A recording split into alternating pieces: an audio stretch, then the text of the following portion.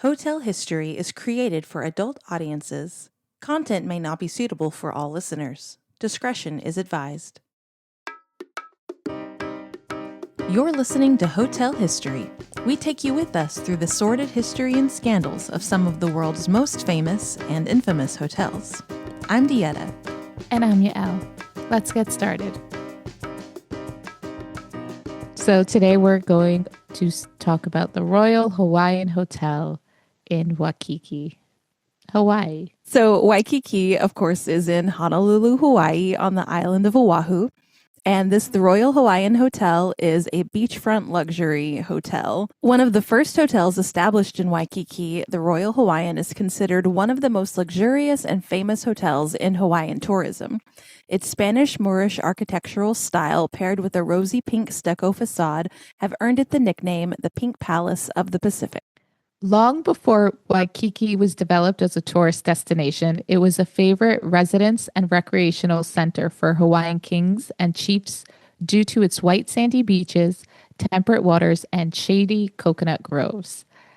I mean, yeah. It's not a surprising when the wealthy and royal and rich are always at coastal towns and Yeah. You know, if the royalty of Hawaii was like, this is where we want to be on vacation, it's one of the best beaches in the area. Yeah. Foreign visitors began to visit Waikiki in the 1830s. A road was constructed in the 1860s and a tramway and tram cars were introduced in the late 1880s. In 1907, the territorial government, under what it called the Waikiki Reclamation Commission, plans for greater commercial and tourism development by widening the streets, building bridges, and draining the duck ponds, rice paddies, and taro patches that formed Waikiki's aquaculture. Development accelerated after World War I. So they basically destroyed natural waters and plants and stuff for this. No, they actually destroyed what Hawaiian farmers had spent generations building, which was this irrigated system of taro patches and rice paddies. Like they had basically, it was a very swampy area, and they had done that specifically to be able to grow these crops. But that's still... Well, so they weren't really destroying natural ecosystems, but they were taking away farmland. But that sounds about right. Yeah. With the success of the early efforts by Matson Navigation Company to provide steamer travel to America's wealthiest families en route to Hawaii, a series of resort hotels were built in Honolulu at the start of the 20th century, including the Moana Hotel in 1901, and Honolulu Seaside Hotel, both on Waikiki Beach, and the Alexander Young Hotel in downtown Honolulu.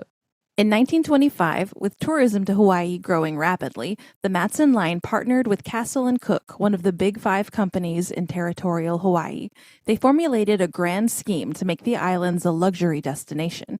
They would construct the fastest, safest, most expensive ocean liner ever built for the Hawaiian service, which they would call the SS Malolo, build a luxury beach resort hotel to serve the liner's passengers, and an exclusive golf club for the hotel's guests. So this is some vertical integration stuff. They're like, let's build the boat to bring the people. They can stay at our hotel, and they can golf at our club.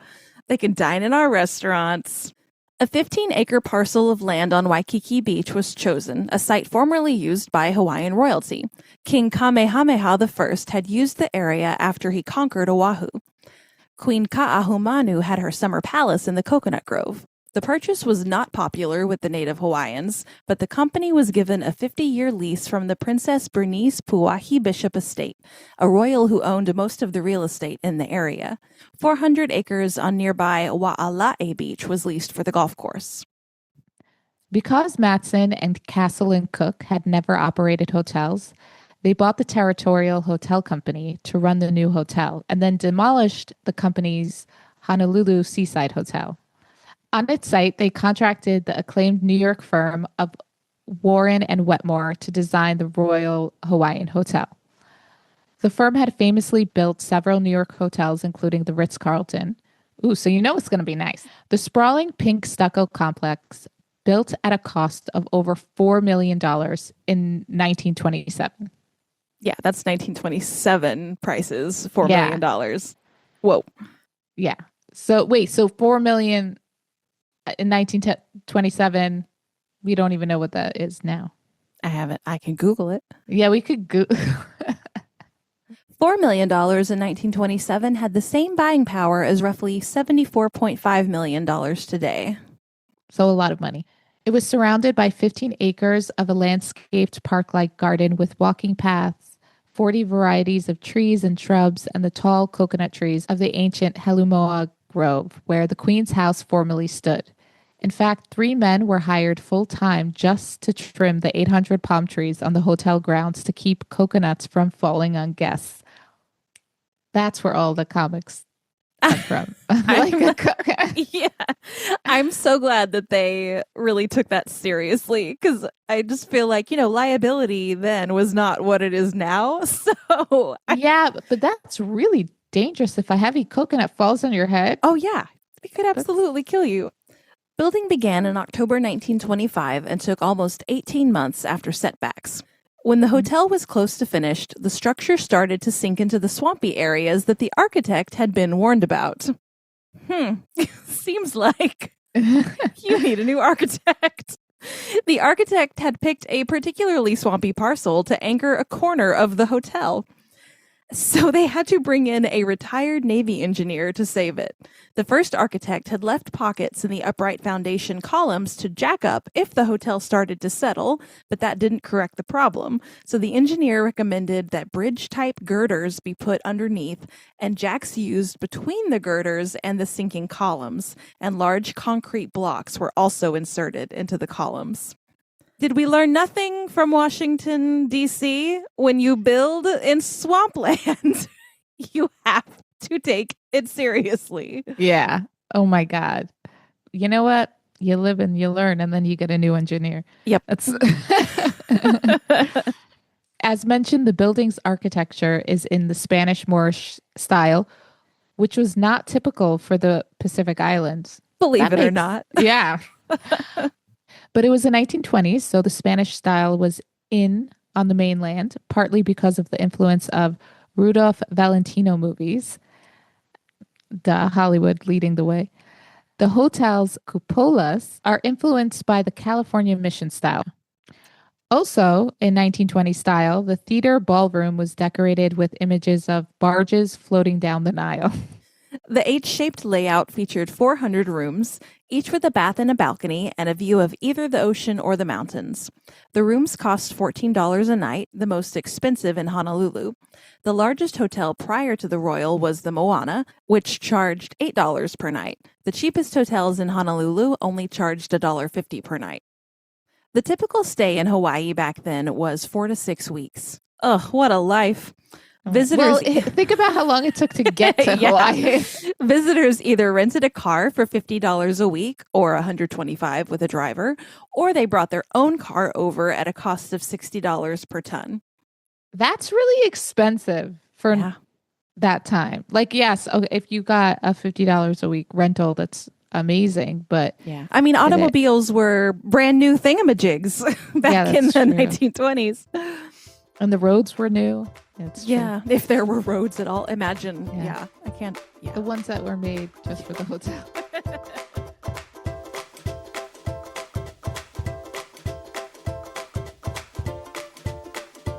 The Royal Hawaiian opened on February 1st, 1927, with a black tie gala attended by over 1,200 guests. That you got to start with a bang. Guests paid $10 a plate. What? Yeah. You wait a second. I thought the opening thing is supposed to be free. No, they have to make their $4 million back starting immediately. Yeah. And guests included Waikiki's elite, of course. Who else? Of course. Be there. They even mentioned a couple that came that I guess was very well to do because they brought 78 guests with them. So I assume that means they paid for all of their guests. Only a few native Hawaiians were in attendance, including Princess Abigail Kawananakoa. A 14-person concert orchestra from the Honolulu Symphony played chamber music and was such a success that the hotel retained them for regular Saturday night dances. Princess Kawananakoa arranged for the Royal Hawaiian Girls Glee Club to perform for the opening, and the hotel manager, Arthur Benalia, kept them on as in-house entertainment. And later, when Pan American Airways began running flights to Hawaii in 1935, the Glee Club greeted the incoming flights. Oh, wow. But that was really neat. The night's menu featured many dishes, including green turtle soup, squab chicken casserole, medallions of sweetbreads, and coupe zarine, a lemon ice cream and kumul topped with cream. And I had to look it up. Kumul is a caraway liqueur. I don't think I've ever heard of that. Okay, medallions of sweetbreads. Is that pancreas? Or, yeah, like intestines. Isn't Ew. sweetbreads intestines? I can't remember. It's something. Internal organs of some sort. Yeah, no, but the thing I'm disturbed by is the green turtle soup. Every time. There was another hotel that was serving green turtle soup. Yeah, it was popular back in the day. Yeah. Until the turtles became endangered. So squab chicken casserole it is. The princess was the hotel's first registered guest, though she did not stay overnight. Of course not. She's a princess. She has a castle. She also arranged and directed an hour-long pageant for the opening ceremonies of the gala. It depicted the arrival of King Kamehameha the Great to Oahu with a fleet of 15 canoes carrying warriors, oarsmen, and kahili bearers, a traditional Hawaiian feather standard symbolizing royalty. Kamehameha was greeted by 5 princesses as he stepped ashore, each representing one of the major Hawaiian islands. The king then sat on a throne and watched a program of native dances and chants. The Honolulu Star Bulletin called the pageant both colorful and semi-barbaric. Why? Why was it barbaric? That's so... Because it was indigenous. That's so... Like, you get greeted by, like, 5 princesses and that's the thought you have? It's because they were wearing traditional Hawaiian dress. And anything that is not Victorian or whatever is barbaric. But here's the thing. If you are living in Hawaii and you write for a Hawaiian newspaper, you know Hawaiians. You cannot at this point be surprised about their culture. Yeah. Yeah. Yeah, I know. It makes no sense. 0 sense. And this is also like, it's not like the 1700s when you first arrived in Hawaii and you were like, oh, we've never seen anything like this before. You've been there for over 100 years at this point. Yeah. Yeah, they're just racist. Yeah. The luxury ship, the Malolo, that Matson had built specifically to bring wealthy guests to Hawaii and the hotel, was supposed to be ready for the hotel's opening date. It was launched in 1926 at the Camp Shipyards in Philadelphia. With 7 docks, 2 theaters, a gym, a swimming pool, a telephone in each room, and hot, cold, and saltwater taps in each room. She could cruise at 21 knots, shaving 2 days off the usual 6-day voyage from San Francisco to Honolulu. So they wanted this to be like, remember, the biggest steamship in the world. Why do people keep doing that? Stop trying to make the biggest one. Just make it work. So on the Malolo's trial run, she rammed into another ship, causing more than $500,000 of damage. So I don't think anybody died. I couldn't find anything that it was a horrible tragedy or anything like that. It just caused a bunch of damage. She didn't make it into the Honolulu harbor until November 21st, 1927, 10 months after she was supposed to. So she missed the gala. Oh, that sucks. The hotel was a huge success, and in 1928, the islands counted over 20,000 visitors for the first time. The hotel offered lots of activities for guests. On the grounds, they could participate in archery, lawn bowling, tennis, badminton, or golf, or just stroll through the gardens. The beach was cordoned off for hotel guests. You could surf, play water polo, ride in a canoe, or converse with the Royal Hawaiian Beach Patrol.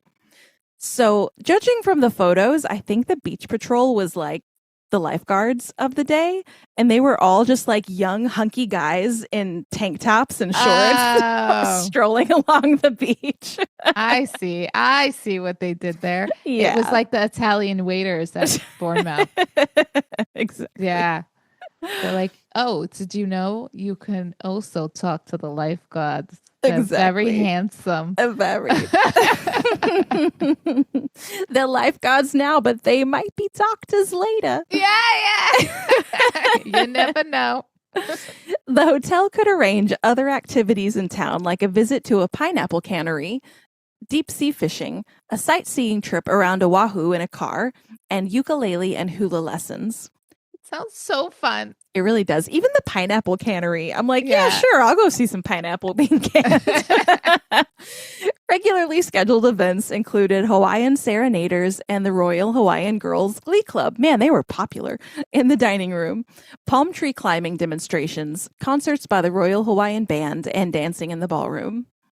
It sounded like a grand old time. And Like, you're there for a month doing all of this? yeah, they are drunk. That is plenty of time for a fling with the beach patrol. I'm Oh, just for saying. sure.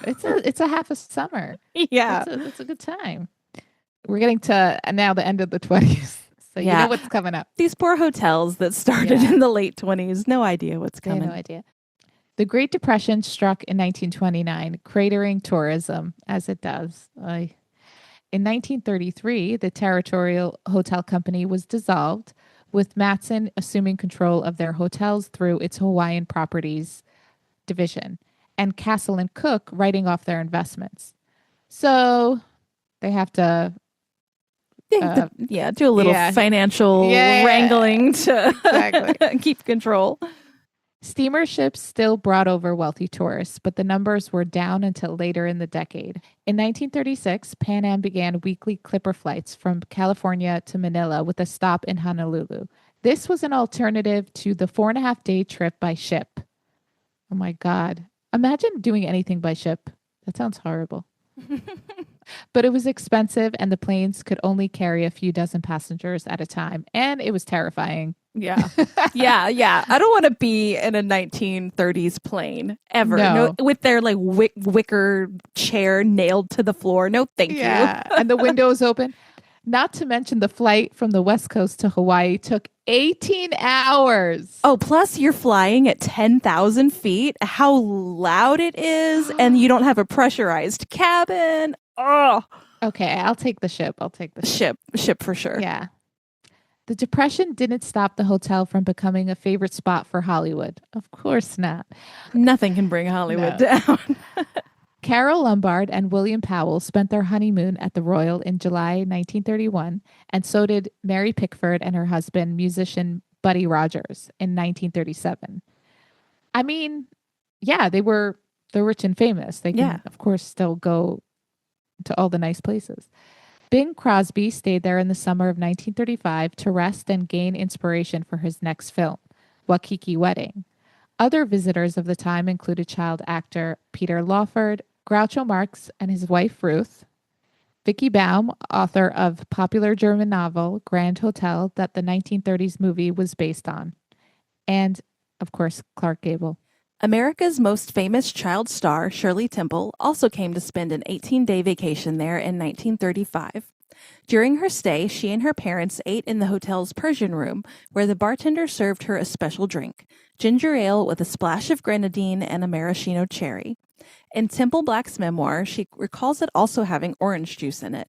She found the drink, quote, icky, but it took off in popularity as a mocktail bearing her name anyway, the Shirley Temple. A couple other restaurants in Hollywood also claimed to have invented it to serve to her while she dined there with adults who were drinking. But Shirley Temple Black herself endorsed the Royal Hawaiian's claim as the inventor. Ah, okay. So sometimes now it's made with Sprite or like lemon lime soda instead of ginger ale, but the original apparently was ginger ale, grenadine, orange juice, and a maraschino cherry. And she didn't even like it. No.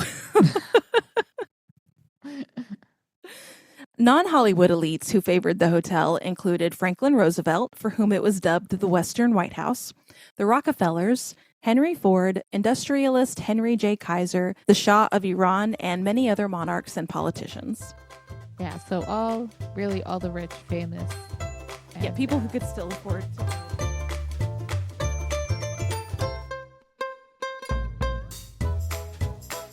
On December 7th, 1941, life on the islands, including at the Royal Hawaiian Hotel, would change for everyone. The Japanese attacked Pearl Harbor, located only 11 miles northwest of the hotel. Soon after, the Royal Hawaiian was leased and used exclusively by the Navy Recreation and Morale Office as a R&R center, mostly for Navy personnel from the submarine service. The monthly lease paid by the Navy was $17,500. Okay, I mean, of course, it's going to be affected by Pearl Harbor. I mean, it's like 9/11. Yeah. This, So, I mean, this launches us into World War II. And of course, we yeah. know that hotels everywhere were affected. Just most of them weren't quite this close Well, to the action. You could say they were like the first. Was Hawaii a part of the U.S. in No. 1941? It was right? a territory, but it was not a state. Okay. But that's crazy that, wow, like that, to see it from the perspective of the people that were living on the island, it must have been insane. Just terrifying. Yeah. Also, that the Navy leased it out, got a lease, and they still made them pay. Oh, yeah. They got that army money, Yeah, so. exactly. So a lot of the hotels around were rented out by the military for various purposes, but there were still some hotels that got to stay open for guests. Although I don't know, they might have preferred that cushy army money. I don't know. Well, what was the tourism like? So yeah, you're just reeling good. from the Depression, and then you're the first to be hit with the World War II on that side of the world, and who's coming to visit? Like, oh, I want to go down to Hawaii. The hotel's exterior was left mostly alone, except for barriers of concertina wire, which is that like barbed wire that looks like a spiral circle, blockading access from the adjacent beaches. So I'm sure that made those beautiful beaches a little less appetizing. But from the pictures I saw, did not stop people from hanging out on the beach. But inside, there were lots of changes. The Coconut Grove cocktail bar became a soda fountain. The beauty salon became a dispensary. The tennis court became a basketball court. And a baseball diamond was laid out on the grounds. Sailors usually stayed for 10 days with 3 men to a room, much better than their submarine quarters. Officers paid $1 a day while enlisted men stayed for 25 cents. The soldiers could also use the Waialae Golf Club.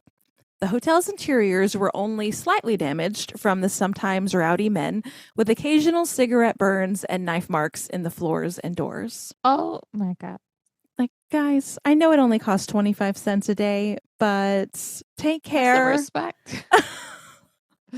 This is the property you're fighting for. Come on. Yeah. Wow. Crazy time. Oh my God. Just to like think about, it makes me want to watch that movie, Pearl Harbor. I wonder if they featured that hotel in the movie. I don't know. It wasn't listed in the movies that the hotel's featured in, but that would have made sense. I mean, yeah. I mean, although it's about the Air Force, though, because Josh Hartnett and Ben Affleck are pilots, so it's not focused on the Navy. Oh, you're right. So maybe that's why. But I'm gonna watch and I'll let you know. The hotel company agreed to maintain the landscaping, so a dozen garden staff kept up the gardens throughout the year. All the housekeeping, however, was done by employees not of Japanese descent. I'm sorry. What? All the housekeeping was done by employees that were not of Japanese descent? Yeah. Because of... I assume because they probably were dealing with some soldiers with possibly some trauma going on from fighting a war against the Japanese. And so they probably thought that was not a great situation. So that's so sad. that Yeah. these people who have lived in Hawaii their entire lives and probably many never set foot in Japan have to suffer because of the Yeah. choices of these governments. Seriously. One longtime employee, Joe Fukuda, was retained as an essential worker because he worked in the engineering department. So if you were really, really essential and good at your job, they made an Yeah, exception then for they would you. make an exception for you. Yeah. The nearby Moana Hotel stayed open as a guest hotel and was full all the time. I'm assuming because there was nowhere else to stay. That's the only thing I can figure out because I'm like, there really wasn't a lot of leisure travel going on during So, World War II. So yeah. I'm like, maybe these are people are coming just from different islands to stay, Or or maybe it's servicemen's families. or like people who are there, nurses or something. Yeah. Yeah, yeah. And in the photos, they're they got to have concerts still whenever blackout regulations allowed for it, and so there's like photos of the soldiers at dances with plenty of girls there to hang out with. So it's not like they were just this like trapped inside this Yeah. hotel with each other.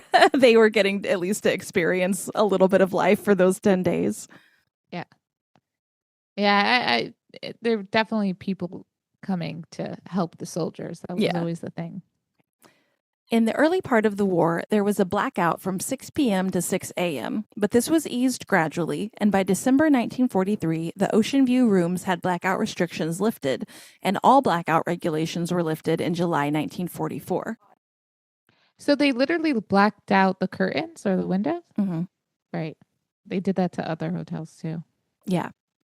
I wonder if they were like the Savoy and they blacked everything out, but still had their like soundproofed basement where they could have fun. Probably. Or the soldiers were definitely still having a good time. Yeah. No one was going to stop them from having a good time. The war ended in September 1945, and the Matson Navigation Company got the hotel back on October 31st. After a year, $2 million plus, and 600 construction workers, the hotel was restored to its former glory. The interior was gutted, and new floors, doors, and windows were installed. The Persian room was demolished, and the Monarch room built in its place. Warren Penny became the new manager, replacing Arthur Benalia. He decided to revamp the decor by removing the iron beds, wicker rattan furniture, and flower chintz decor. He replaced it with hardwood furniture, solid colors, and terrazzo blocks to replace the tile floors. So he really gave a revamp.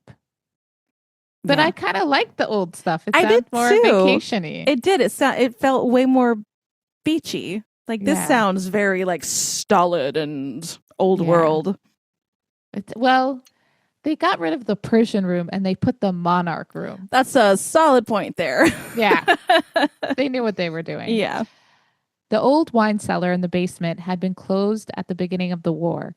The only door was sealed to make it look like a part of the foundation. So Navy officials never found it. That's such a good thing. Yeah. This the cellar was still stocked with liquor and champagne. That That wine was cellar very- would have been emptied in a week. Yeah. Oh wow, whoever did that should get a lot of credit. Should get a raise. The hotel finally reopened on February 1st, 1947. Wait, didn't it officially open on February 1st, 1927? It did. 20 years to the day. Yeah. I didn't even finish the sentence. Sorry. 20 years to the day since its first grand opening. Yeah. It reopened with another gala celebration. Did you have to?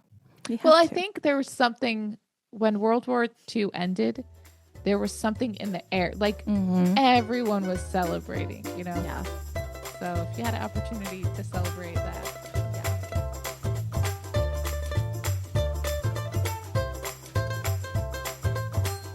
It was sold, along with the rest of Matson's hotels in Hawaii, to Sheraton Hotels in 1959.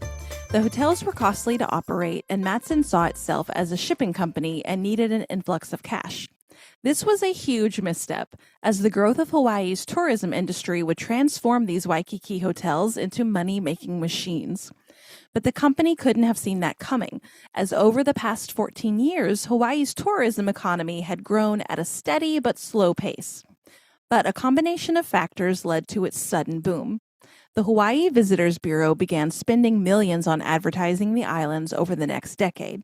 Hawaii was also gunning for statehood, which gave it a national audience as it was debated in each congressional session and filled news and editorial columns. The 1951 novel From Here to Eternity by James Jones, a former soldier who spent time there during the war, hit bestseller lists, and the 1954 movie version won an Academy Award. And I think that movie version starred Burt Lancaster, so it was pretty popular. And Deborah Kerr, and you know that famous kiss on the beach? Yes, so that's in everyone's minds. Yeah.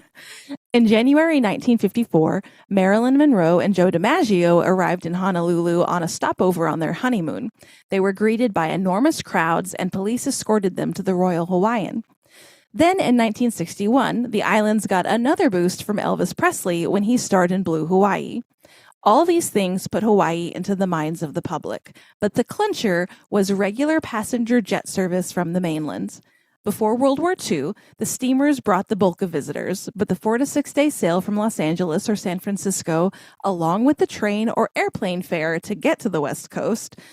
So all of that made a visitor to Hawaii need a decent-sized vacation to make it worthwhile, which was usually a month's stay. This guaranteed that Waikiki's beaches were populated by the well-heeled. The Pan Am Clipper planes, like we talked about, though they had come down from the 18-hour flights of 1935, they still took 12 hours from the West Coast to Hawaii 20 years later.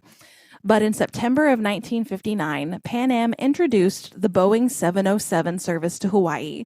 That 12 to 15-hour trip was reduced to only 5 hours. Big difference. Yeah. Big difference. And that's a Boeing 707, which I believe is a jet which can fly higher than 10,000 feet and have a pressurized cabin. Completely different experience. Yeah. So that changed the whole entire tourism economy in Hawaii and dynamic of traveling. Yeah.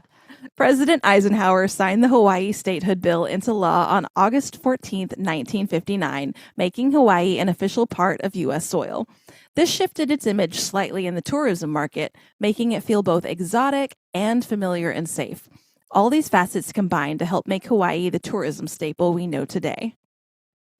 Yeah, so that guy really did not see all of that coming. Yeah, how could they? They could have never known that all of that was going to coalesce into... I mean, you would have to, one, predict that Hawaii would be a state.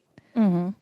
Two, predict that planes were going to be available to the masses, like plane travel. How you got to be pretty on it for that. And if it was so slow and you've been around for so long, you're like, yeah, nothing's going to change. Yeah. But man, big mistake. Yeah. Big, huge.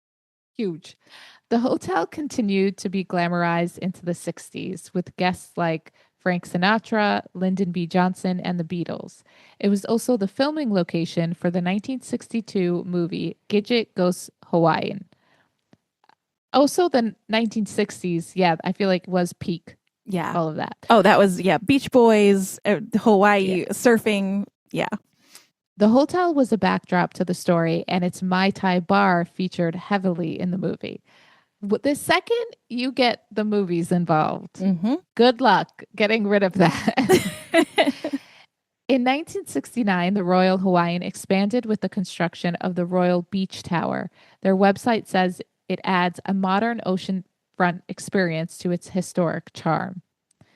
And I will say that it definitely looks like the idea of modern in 1969.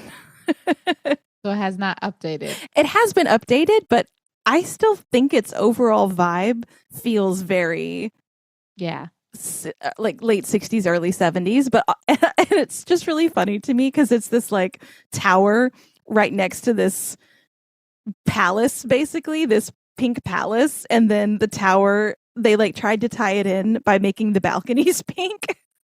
Oh. So it's a little jarring to the eye, in my opinion, but the views from that tower, stunning. Yeah, that's what made it okay in the end. Yeah.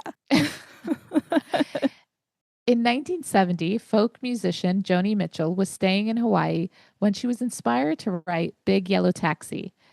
Mitchell said, I wrote Big Yellow Taxi on my first trip to Hawaii.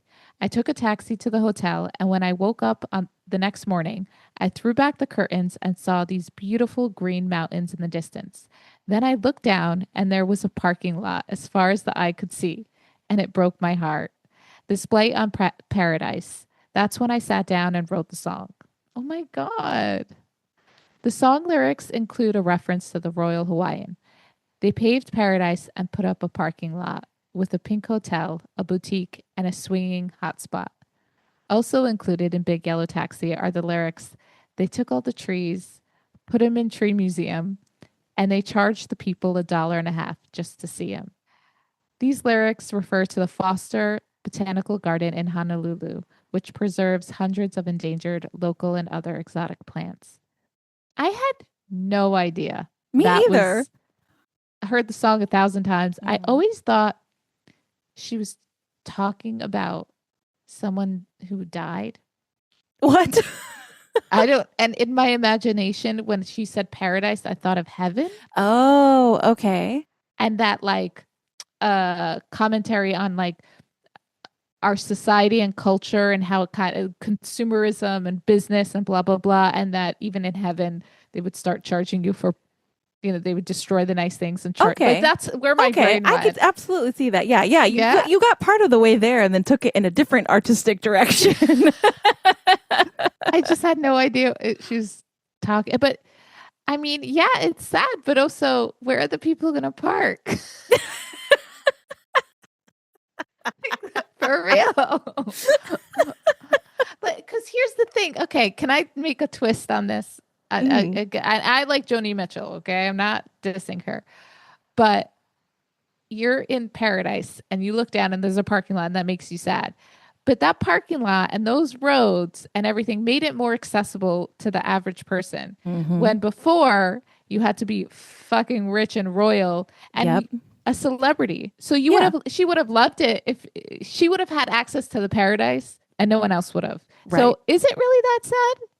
That's true. That's true. That's just a different way to look at it. I still agree that like you don't want to destroy things. Yeah. But we can be sad about things, but also understand two things can be true.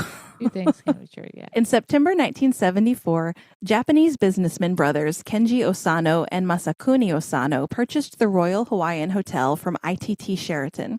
They formed Kyoya Company, a subsidiary of Kokusai Kogyo Company, as the corporate entity to manage all their hotels. After the Osano brothers' deaths, Takamasa Osano inherited the properties. And then there's pretty much just smooth sailing for the next several decades. It's paradise. And so nothing really went down. Yeah, no matter what, people wanted to come and stay there. And Waikiki just kept, and Hawaii in general, just kept getting more and more popular. And the area, of course, built up more and more and more. So now when you look at the skyline, there's like glass towers and all kinds of stuff around. So the skyline has certainly changed over the past few decades. Yeah. The Royal Hawaiian closed on June 1st, 2008 for renovation. It reopened on January 20th, 2009 as a member of the Luxury Collection by Marriott. An extended renovation of the Royal Beach Tower was completed in 2010, and it was renamed the Mailani Tower in 2015. Mailani is a Hawaiian word meaning treated in a royal manner or pampered. They joined the Historic Hotels of America, the official program of the National Trust for Historic Preservation, in 2011. Of course, with a hotel that old. Yeah. If you want to see it in some other films, it appeared in the 2002 film Punch Drunk Love, and it also most recently appeared in the 2022 Hallmark Channel film 2 Tickets to Paradise. I had no idea. I didn't either. There's so many Hallmark movies now that I can't keep up with all of them. It also is in a lot of shows. Hawaii 5-0. Is that how you say that show? Yeah. Hawaii 5-0? I've Yeah. never watched it. I Love Lucy.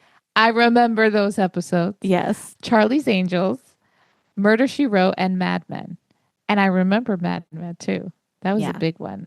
That's where I always thought of like the 1960s, Yes. Hawaiian life. That's a I know. perfect setting for a little series arc on Mad Men. Yeah. Yeah, that's when like it was really the tourism to Hawaii was popping off because he went there for his honeymoon and they did the whole dancing. I'm waving my hands right now. You can't see her, but she's hulaing. I'm a hulaing. I forgot Don Beach moved to Waikiki whenever he was having to reestablish all of his like he did his international marketplace and everything and got that other wife. Oh yeah. After the first wife took him for everything. Yeah. So Waikiki really must have been it. I mean, he saw the beauty in it, but also you have to remember these people, that generation, they got to see Hawaii before it's been overbuilt, and they were like on the ground floor. So imagine you just got to a tropical island. I'd be like, yeah, this is it. So this comes around actually to what Joni Mitchell was talking about. Maybe that's what she was saying, not necessarily just the parking lot. Thanks for listening to Hotel History. You can follow us on most social media platforms, Patreon, and Substack by searching for Hotel History or Hotel History Podcast. To connect or collaborate with us, check out our website at hotelhistorypodcast.com. If you like what you hear, please leave us a 5-star review on Apple Podcasts and Spotify so we can reach more listeners.